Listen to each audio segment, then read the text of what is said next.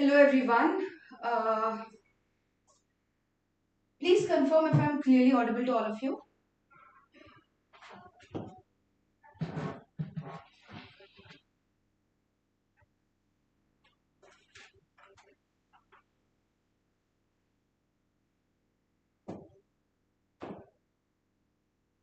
Please confirm if I'm clearly audible to all of you.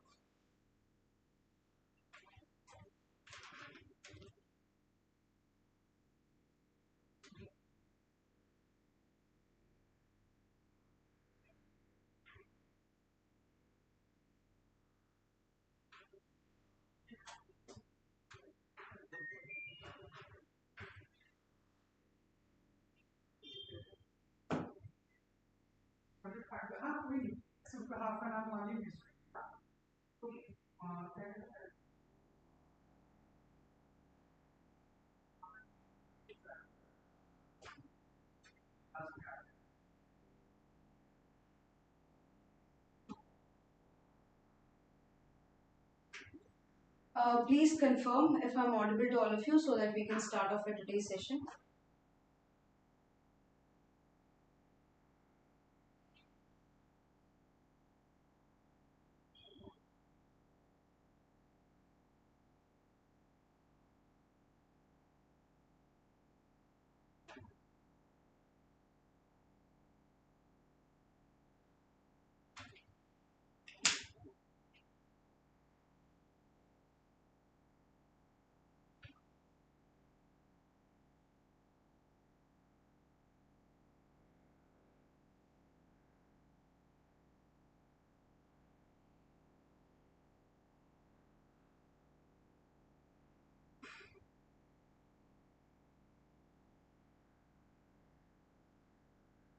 Okay, let's start off with the session. So yesterday we are basically doing the HPSC ATP 2019 paper, and in yesterday's class we completed till question number 80. So we'll be starting off from 81, and we have 20 more questions. Basically, there are 100 questions in this.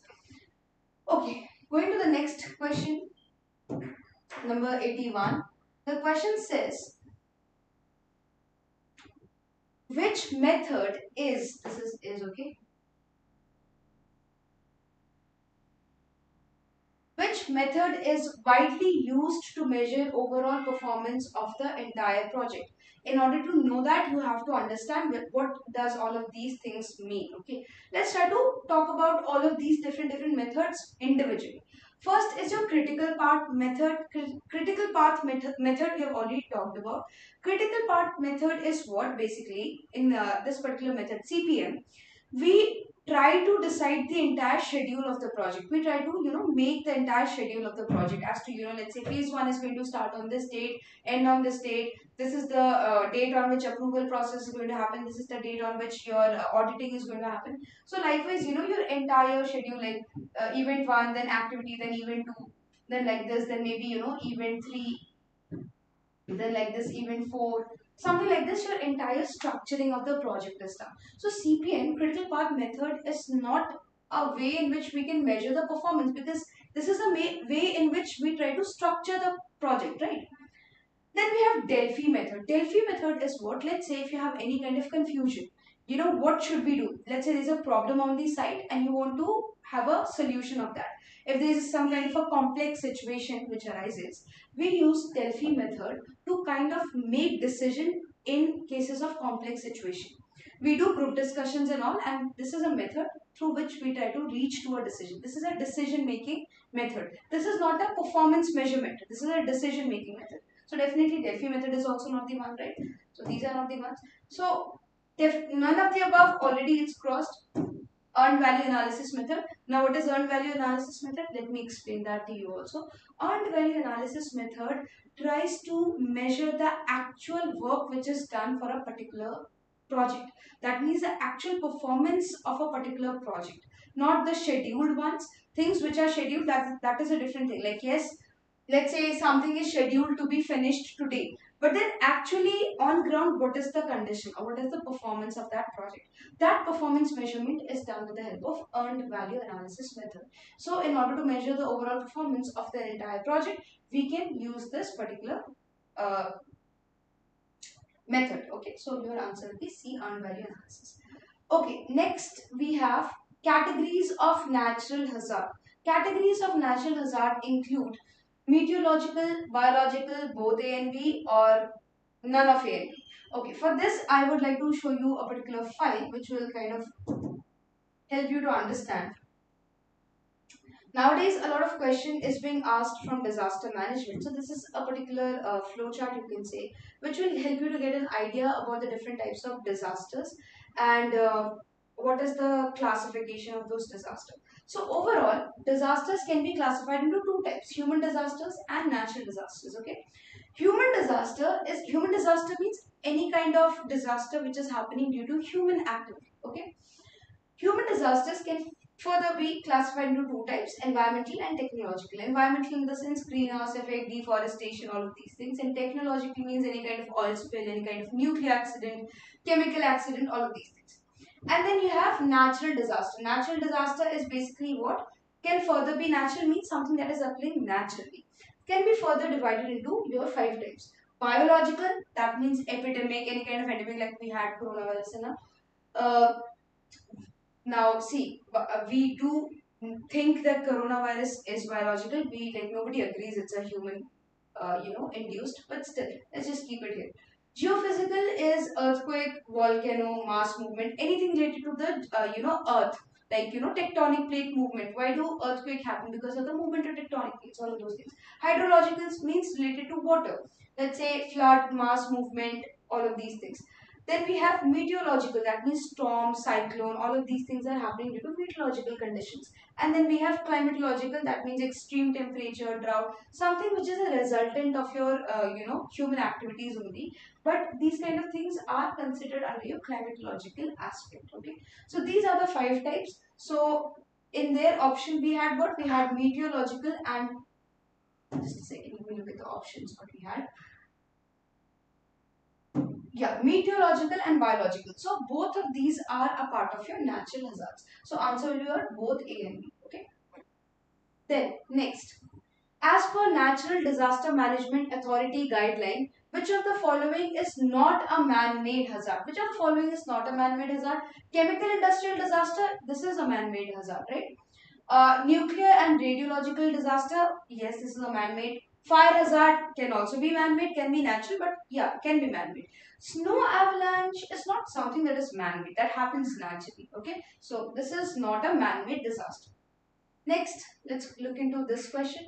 The EIA notification 2006 has had notified how many developmental sectors which require prior EC, that is environmental clearance. So again, this is standard related question. If you go through the EIA notification, EIA is a particular area from which a lot of questions are asked. So please don't go through the notification, but go through the important points which are under the EIA notification 2006. Okay. So as for that, there are basically 39 developmental projects or developmental sectors for which you need prior EC. In the first session, in the first question paper solving session, we had talked about the types, categories of project. So I hope you remember. Try to add on whatever extra. These are things that you have to remember. Okay. Try to add on these things in the same note. Fine. Okay. Next question.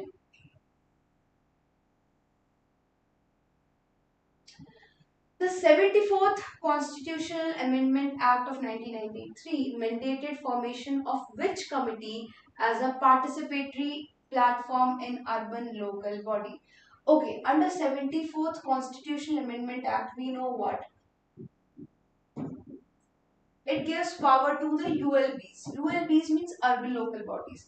Urban local bodies, one of the other provisions of this is that ward committees have to be constituted in cities. In any kind of municipal area, ward committee has to be constituted. Ward committee is what basically your city is divided into smaller wards. Okay, smaller wards, and from each ward you have one ward councillor. Okay, these are different wards, and from each ward you have one ward councillor. These ward councillors are also a part of your municipal corporation. So whatever development takes place in a certain ward, the ward councillor is responsible for all the development that is taking place there. Okay, so ward committees have to be formed under the provision of your 74th Constitutional Amendment Act. So please look through two more things, that is 73rd CAA and 74th CAA. This is very important. Okay, a lot of questions been asked from this particular part also. So go through that and look through these things. Then see another question. Under 243, Article 243B under 73rd Constitutional Amendment Act 1993 provides for the constitution of panchayats at which level in the state? 3 levels, village, intermediate, district. 2 levels, village and state. 2 levels, village and municipality. 3 levels, village, district, state. Okay, first of all, under your 73rd CAA, your 3-tier panchayati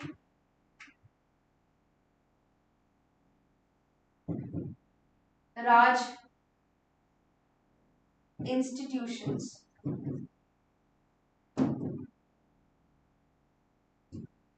are formed. Panchayati Raj institution in short form is also known as PRI.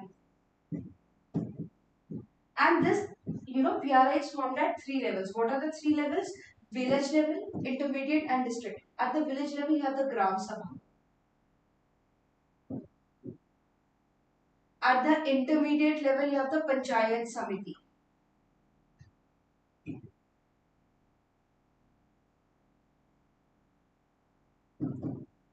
And at the district level, you have the Zilla Parishad.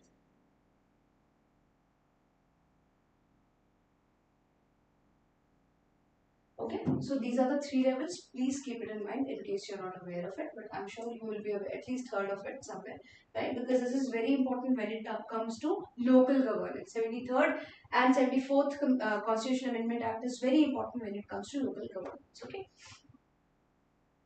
so the answer will be number A. It forms 3 levels. It's not at 2 levels. It is 3 levels. So B and C is definitely not the right answer. But it is at village, district and intermediate, not the state level. Okay. So village, intermediate and district levels. Next question, question number 87. The Article 243U under 74th Constitutional Amendment Act 1993 provides a fixed term of how many years for a municipality. Elections to constitute municipality are required to be completed before the expiration of the term. So basically they are trying to ask what is the term of your municipality under this particular Constitutional Amendment Act. And generally the term for any government in India is 5 years only. It can be ended before that also, but the normal tenure for your municipality under the 74th Constitutional Amendment Act or the urban local bodies under the 74th Constitutional Amendment Act is 5 years. Okay. These are comparatively easier questions. Okay. Again, something that you have to remember. It's basically you have to be aware of these things. Okay. That is, India's unconditional climate pledge under the Paris Agreement is, first of all, what is Paris Agreement? Paris Agreement was signed in 2015. Okay, so read about Paris Agreement. I'm going to give you a little bit of idea. Paris Agreement is kind of an agreement which was signed by 196 countries, right? Yeah, something 196 countries around in 2050, which talked about reduction of the emission of greenhouse gases. Okay? So if you reduce the emission of greenhouse gases, what will happen? Your global warming, issue of global warming will be to some extent, there will be it is kind of a step which is taken towards solving the issue of global warming. Okay, so it talked about reduction in the emission of greenhouse gases. It talked about utilizing more renewable energies. It talked about energy efficiency, all of these things, right? But Paris Agreement was something that was not very successful in doing that, in doing what it intended to do. It intended to basically talk about the issue of climate change, to reduce the problems related to climate change, but it was not very successful in that. And how do we know that it was not successful? Basically, your WMO, World Meteorological Organization, there's an organization called World Meteorological Organization. They released a global, global climate state report in 2022, and in that report they have stated that Paris Agreement was not very successful in fulfilling its terms and conditions. Now, one of the largest emitter of greenhouse gases is your China, but obvious. And India is basically a very good thing that we have to be aware of is that India did comply to a lot of terms under this particular India, Bhutan, Ethiopia, Morocco. These are some of the countries which are being mentioned as countries which have complied to the terms and conditions of your Paris Agreement. And under that agreement, when they signed the agreement, India pledged to reduce its greenhouse emissions to 33, at least 33 to 35% of reduction.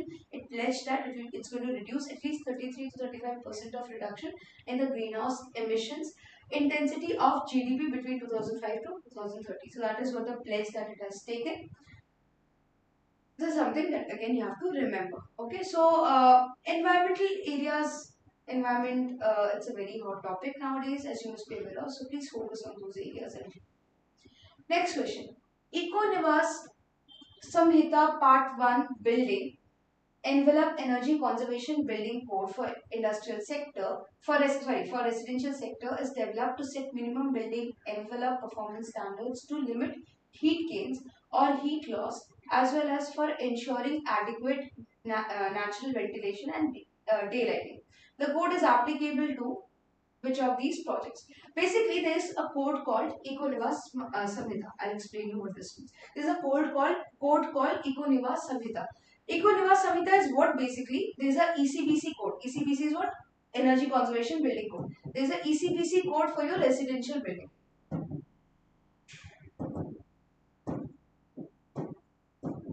This ECBC code for residential building is known as your Econivas Samhita Part 1. Okay?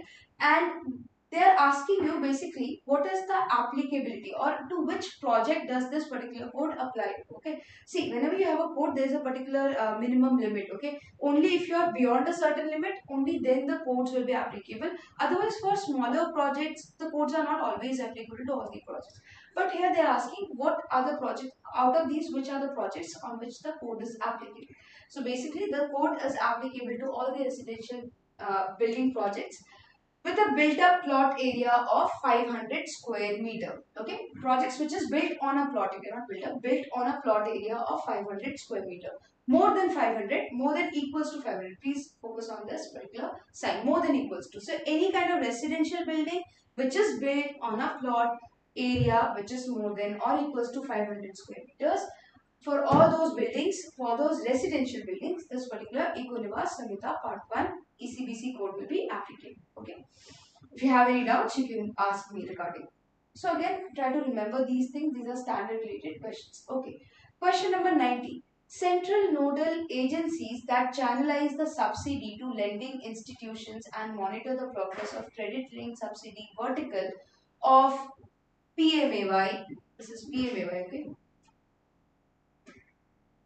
As per the PMAY guidelines March 2016 are. So basically they are asking you, see, under PMAY there is a particular vertical CLSS, credit linked subsidy scheme, in which what happens, some kind of a subsidy, some kind of a discount is given on loans which are taken by different economic group of people. Okay. So they are saying that how do we, from where, which are the institutions who provide fund for these things. So in India, see, in India, if you are talking about any kind of a central policy, obviously the World Bank is definitely not going to provide any funds. It's a central policy. It's not an international policy, right? So this will not be the option. National Bank for Agriculture Rural Development, like it says Agriculture Rural Development. Why is it going to provide? See, PMAY is Awas Yojana. It is under housing. It's not under agriculture and rural development, so definitely not this as well. All of the above, obviously not going to be the answer. NHB, National Housing Bank. NHB is what? NHB is the Apex Bank. NHB is basically your Apex Bank. What is Apex Bank? Can you tell me?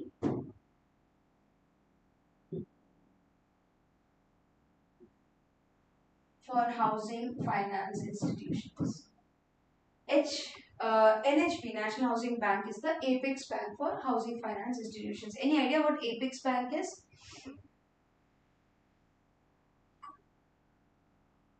Ever heard of the term Apex Bank before?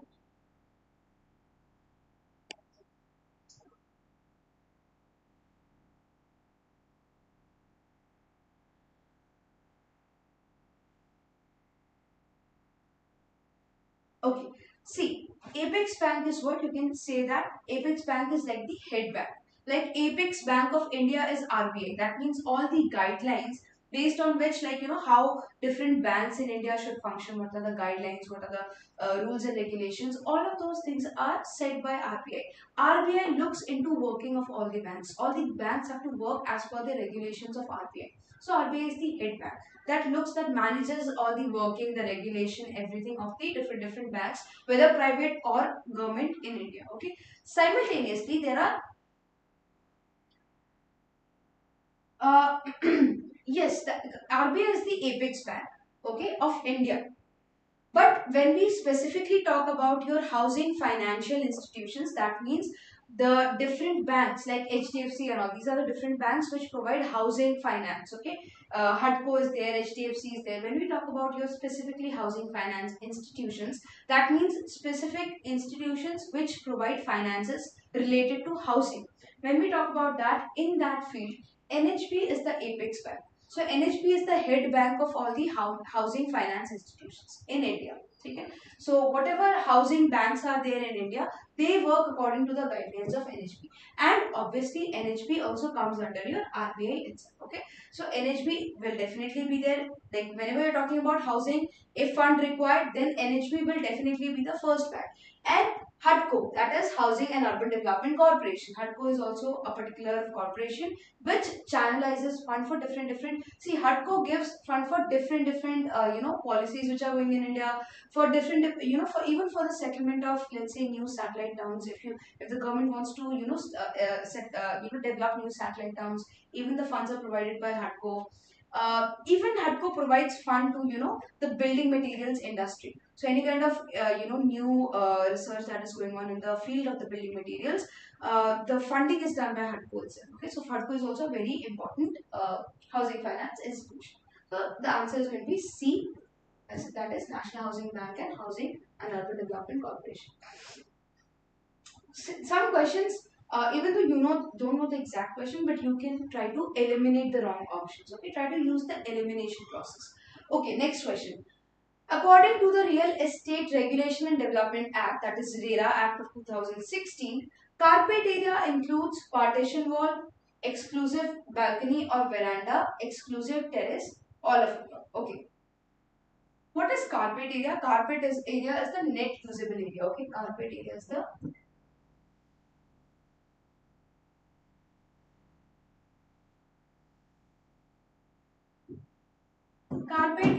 the net usable area of an apartment, exclusive or which does not include the balcony, the veranda. It does not, the carpet area does not include balcony, veranda, kitchen, bathroom, all of these things, but it includes the partition wall.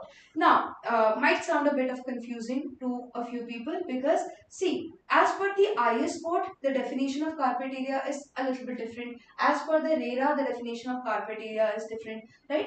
But in India, the RERA, as per the RERA regulations are followed, because whatever construction is going on in the real estate, that is done based on the RERA regulation. That is the Real Estate Regulation and Development Act. Okay, that is done based on that. So please remember this definition. What is carpet area? It is the net usable area that does not include the balcony area, veranda area, terraces, and all of these things, but include the partition walls. Okay, so carpet area includes partition wall. Answer is A.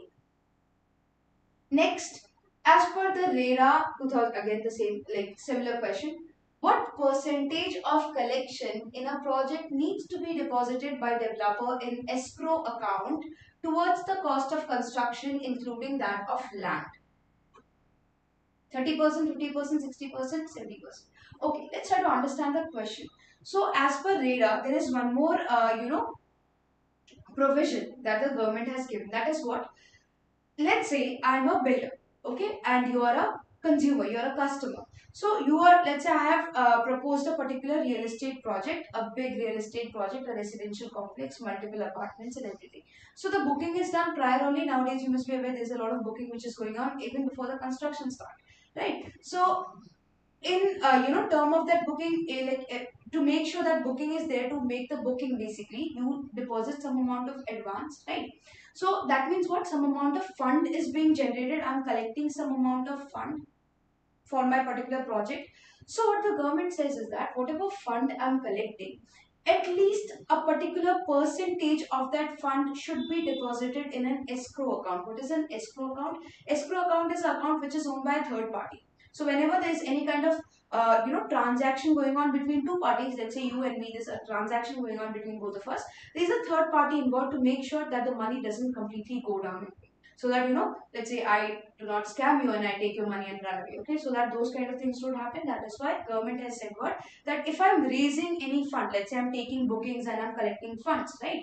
From people, from the customers who's doing the bookings. So they are giving me money. So if any kind of those fund is, generated, which is oftentimes which is generated, so a percentage of that money should be deposited in a escrow account for the cost of construction and the cost of land. That means that money will later on be used for the construction of the building. Okay, so what is the percentage? The percentage is 70%. Okay, again something that you have to remember. So I hope the question is clear. See, the question has to be clear what they want to ask. Okay, question number 93. PMAY, that is Pradhan Mantri Awas Yojana, involves preparation of slum-free city plan of action. See, PMAY is Pradhan Mantri Awas Yojana. They do not completely focus on the slums. A part of it is definitely on slums, but not completely on slums. Okay. Housing for earthquake affected plan of action. Or number C, housing for all plan of action. Definitely it is not earthquake affected. Okay, we are not talking about earthquake affected people. We are talking about housing for all, general housing for all, not earthquake affected. So this is not the option. So if this is not the option, definitely this won't be the option.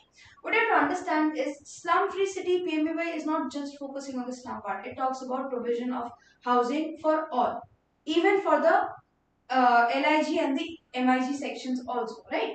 So that is why this basically focuses on the housing for all plan of action. This is the right answer. Okay. So under the PMAY Yojana, housing for all action of plan of action is being prepared under this particular thing. Okay. Okay. Next question again related to your valuation. The internal rate of return, that is IRR, is the discount rate at which NPV, that is net present value, is how much? Okay. First, let's try to understand. Again, see, this is a very broad and a very vast topic. Cannot be explained in such a small time, but I'll just try to give you a little bit of idea as to what it is. Okay. So see, NPV is what? NPV is net present value. Net present value means what? It is the difference between the cash inflow and the cash outflow.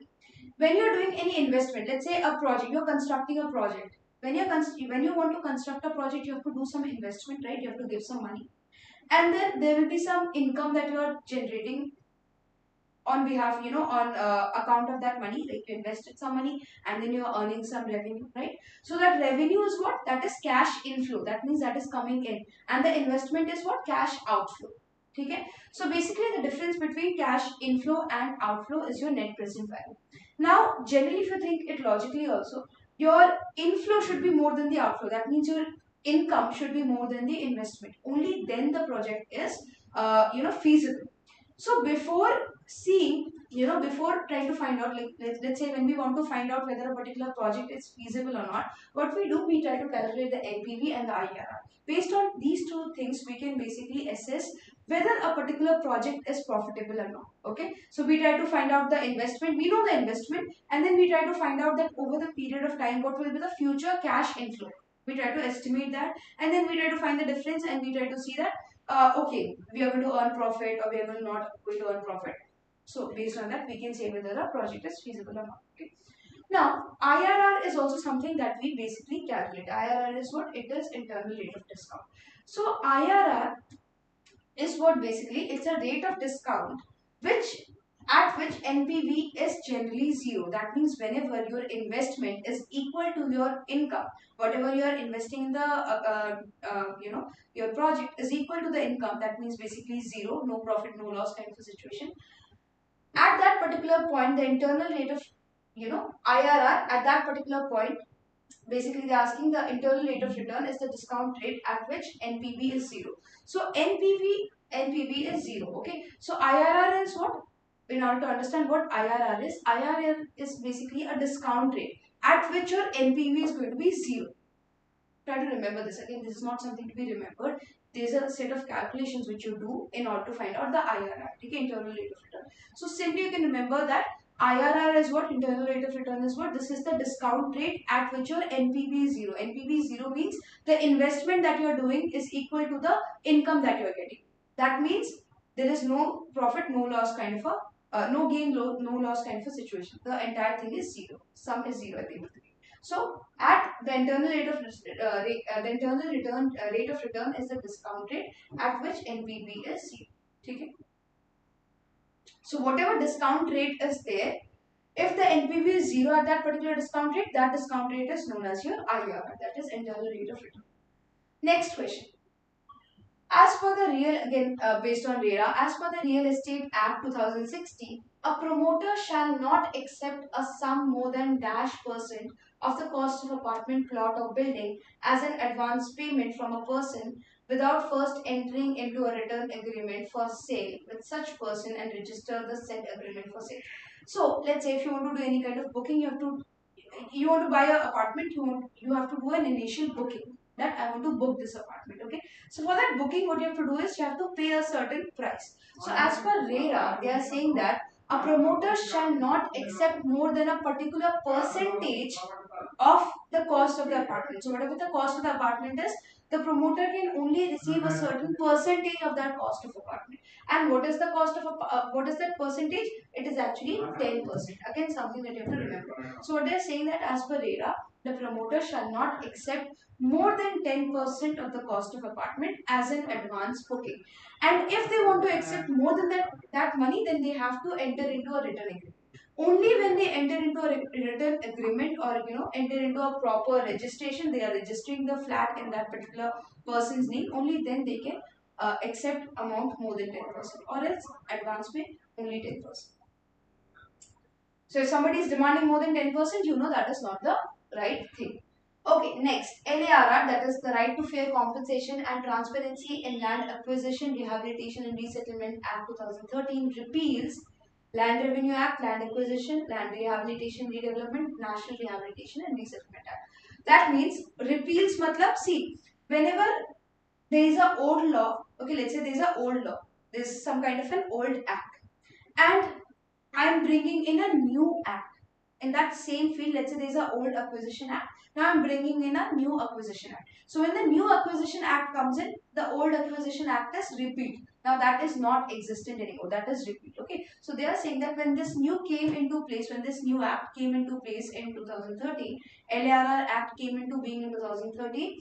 This repealed which act? That means basically which was the act that was present before this. So the act which was present before this is Land Acquisition Act of 1894. Even if you don't know this, you can answer with a little bit of common sense. That is, this act is related to land acquisition. Definitely land revenue will not be there. Now these two might be a problem. You might think that okay, it can be this also, it can be this also. But see, this LARR is the first time when the government introduced the concept of rehabilitation and resettlement. Before this, the government did not have the concept of rehabilitation and resettlement. Okay, so definitely these two are not there. But otherwise, also please remember Land Acquisition Act 1894. It's a very important act. This was the act which till 2013. Till this point, this was the Acquisition Act which the government followed, and this is the act which is actually incorporated by the Britishers. So it is there since 1884. Okay. Okay. Any doubts she can ask. Fine. Next question. The vertical of in situ slum redevelopment under Pradhan Mantri Awas Yojana considers redevelopment of tenable slums, untenable slums, both A and B, none of above. Okay. Under PMAY, there is a sub scheme you can say. Okay, Pradhan Mantri Awas Yojana ke under there is a sub scheme which is known as in situ slum redevelopment. Okay, so they are saying that under this in situ slum redevelopment, what kind of slum do we redevelop? Do we redevelop tenable slums, untenable slums? What is tenable and what is untenable slums? First of all, tenable means basically these are slums which are not situated in any kind of hazardous area, any kind of dangerous area, or any kind of area which is already earmarked as some kind of, for some kind of a government or public use. So if the slum is, situated in a land which is already dedicated or, already reserved for some other public purpose, let's say construction of road, construction of flyover or anything as such, then those kind of slums are not tenable. Basically, tenable means it's a slum area which can be notified under the government, under the law of the government, under the act, the Slum Redevelopment Act, can be notified under that. Okay. Tenable slums are what? Any kind of slums which are not situated in any hazardous, any toxic area, any dangerous area, and also not situated in any land which is already reserved for a different public purpose. Those kind of slums are tenable slums. And untenable slums means basically these are slums which are not situated in a good area, it's situated in a hazardous area, like residential, like living in that area is not suitable. Or let's say, it's basically situated on a land which is already dedicated for a different public purpose. So that means what? That is untenable. So obviously, those kind of slums will definitely not be redeveloped. The redevelopment will be that for the tenable slums only. Okay, you can use a little bit of idea for this. Next question: as per Transfer of Property Act 1882, a mortgage is a transfer of an interest in a specific movable property for the purpose of securing the payment of money advance by way of loan, fully paid up debts, transfer of ownership of property, transfer of rights to sublease. Basically, what they're asking is that whenever we give a mortgage or whenever we put up a property for mortgage, why do we do that? We do it in order to receive a money advance, right? In order to have an advance payment. So what we do, we go to the bank. Why do we keep up property for mortgage? Why? Because so that we can get a loan, we can get an advance payment of money, right? So we go to the bank, we give the property papers, we put our property on mortgage, and in return we take loan. It's not for fully paid up debts. Like if I've paid up my debt, then why will I keep my property on mortgage? Also, mortgaging is not done for transfer of ownership of property, okay? And neither it is done to transfer rights to sublease. Leasing is completely different term, mortgage is completely different, okay? 99. Liberalization of Indian economy was initiated in which year? 1991. You should be aware of this. This was a very big event in the history of Indian economy. That is liberalization of India. Okay, Indian economy. Liberalization means what? In 1991, that time Manmohan Singh was the finance minister of India, and he announced that the Indian economy will be liberalized. Liberalized means basically opening the door of the Indian economy for foreign direct investments, for the private players. So now the private players can come into the market. The foreign companies can invest in India. That is why you have so many different companies setting up their manufacturing units, their industrial units in India. You have so many companies like Google, Facebook. They have their offices in India. A lot of companies, foreign companies, have their offices in India. Why? Because of FDI. The more foreign direct investment, the more growth in the overall economy of the country. Okay, so that is what your liberalization means. And the final question, that is question number 100. The Department of Town and Country Planning Haryana is responsible to regulate the development and also to check the haphazard development in and around town in accordance with the provisions of the following statute. So they are asking the TCP Haryana, the Town and Country Plan Department Haryana, is basically responsible for regulation of your development and any kind of development which is happening in and around the different towns in accordance to the provision of the which of the following statute. Statute means law. So basically all of A, B and C. Even Punjab Scheduled Roads and Control Areas, the TCP does follow the provisions of this act also. The TCP follows the provision of your Haryana Development and Regulation of Urban Areas Act also, and the TCP follows Punjab New Capital Periphery Control Act.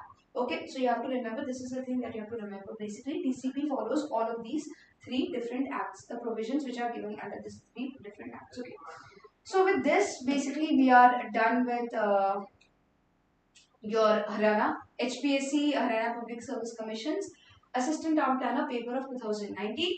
I hope I have explained all the pointers clearly to you. Okay. Any questions you have? Anything that you want to ask? With this, we are basically done with the Haryana ATP 19 paper. Any doubts, any questions that you may have?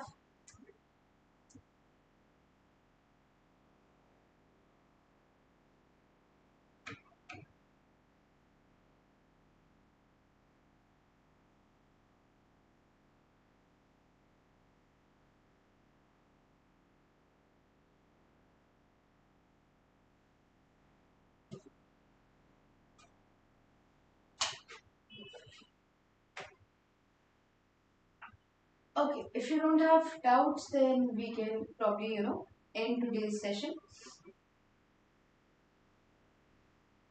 We have completed all the 100 questions. Uh, Again, please stay according to the NVC carpet areas. No, yes, that is why. See, that is why I said this thing. Okay, that different, codes have different definitions of carpet area. That is why I said, and that is why it is written as per area. Okay, please follow that. As per NBC, the definition for carpet area is different. As per IS code, Indian standard, okay, IS code, even for as per IS code, the carpet area does not include the partition wall. But as per area, it does include the partition wall. Okay, so you have to be clear about. See, that is why generally when you do study for gate, when you prepare for gate, in that we do not follow the radar definition. We follow the definition of your IS code. Okay, because that is the standard. But individual, you have to understand that when we are talking about individual state examination, it's completely different. Okay, so you have to follow generally for any kind of real estate development, RERA regulations are followed in every state. So if you are doing any state related exam preparation, you have to be aware of the RERA definition as well as the other definitions like as per your NBC, as per your ISO. Okay, so I hope that is clear. See, domicile people given preference like anything as such is not written they even in the form filling.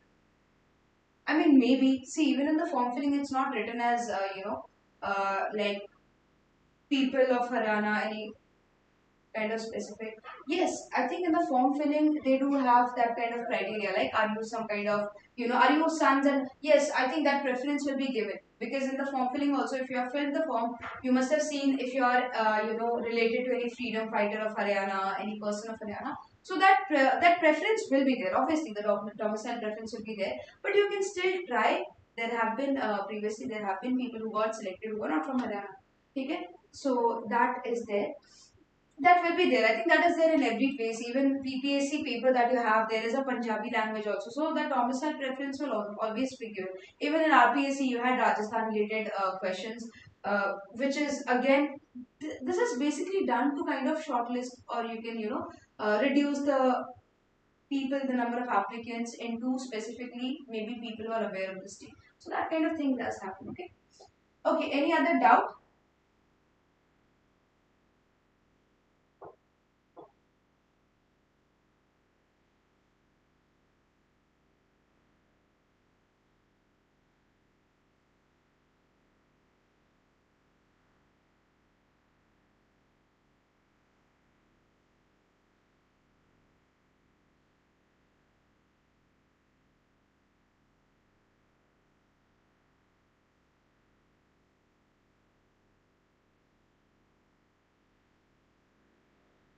Anything else you want to know? Okay.